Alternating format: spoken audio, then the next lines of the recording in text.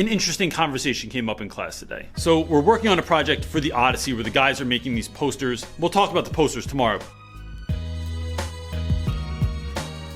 because I think this conversation is more interesting for the moment, and it's timely because a lot of you are getting ready to finish your first quarter or your first trimester. Our first trimester is done next week, and I have a lot of students that are failing right now, and I have students that are failing badly, like with a 35 or lower, which is just about higher than a plant would have if it was in the seat next to them in the class. And it's not that they're failing that's the biggest concern. I mean, that's a concern, but there's a number of reasons kids are failing. Sometimes they haven't been to school, sometimes they've been between houses, sometimes they've gotten in trouble, sometimes they got started off on the wrong foot, and all of those things can be dealt with. I think the number one thing that ends up getting kids failing for the year or not passing or going to summer school or whatever is because when they think they have a 39 or a 59 or a 65 and there's no chance of them passing, right? They cannot get their grade from failing to passing.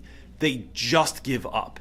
And that is a message that needs to be disrupted to students. I talked to my students today about the fact that if you are failing with, let's say you have a 50, there's no chance that by this Friday, you're going to be passing for the trimester. It's just, there's not enough points, there's not enough time. You ran out of time. But what you don't want to do is just chalk the whole trimester now. What you want to do is fail with the highest possible grade you can fail with. Because what you're doing is, in our school, you need 210 points to pass for the year, right? So if you start off the first trimester and you get a 30, right? There's a huge deficit. You need to get more than a passing grade next trimester.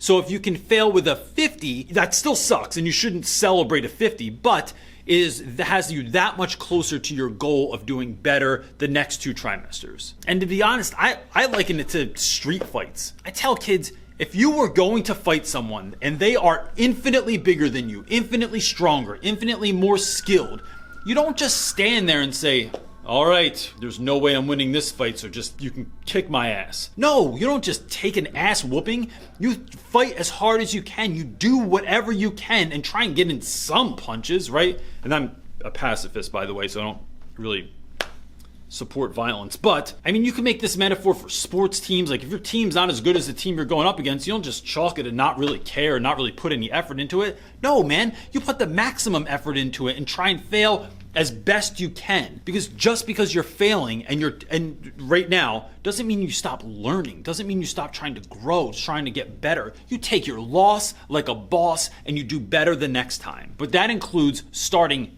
now. Not on Monday when the new semester starts, not next Tuesday when the new quarter starts. You start immediately. And then I think our job as teachers is to sort of paint that picture. Like, these are the assignments coming up. This is what it will do to your grade. You will only get to this place. But next trimester, like always thinking forward, next trimester, you're going to have these assignments coming up. And you want to make sure you start off strong. So you're sort of painting that picture, not just damning them for what they did wrong, but talking about, this is where you went wrong. Let's learn from that. Let's have a conversation. Let's look at what we could have done differently and then take those lessons and apply them to the next part of the year. And I think in doing that, what we're doing is teaching kids to take that loss like a boss, as I said, and see what lessons they can pull from it so they can do better the next time. Instead of just feeling beat down, feeling stupid, feeling worthless, feeling like there's just no chance for them. So that's it for today. Some kids finished up a test. One class had to finish a test they didn't finish on Friday because there wasn't enough time and I made the test a little bit too long. Another class kept working on a project, but I'm going to go over that project tomorrow and I'm going to talk about why I'm doing it and why the other classes didn't do it and all that stuff as well. So that's it. My new after school program is I go to the gym after school. I used to go to the gym in the morning. Didn't really like that. I mean, I liked it for a while, but I found that just being quiet and still and praying and writing in the morning benefits me better. And then going to the gym, where I'm typically tired after school, gives me a boost of energy. I go home, I get to do a whole bunch of YouTube stuff and play with my kids and eat dinner with everyone and not feel like I'm gonna just fall asleep on my mashed potatoes. We don't even eat that many mashed potatoes, but I wish we had more mashed potatoes. And that's it. Let me leave you with this. I made these glasses in class today. I don't really know why, but kids liked wearing them. And I said, you're looking at one another with love. And that's all I could ever ask for. That's it, everybody. Peace.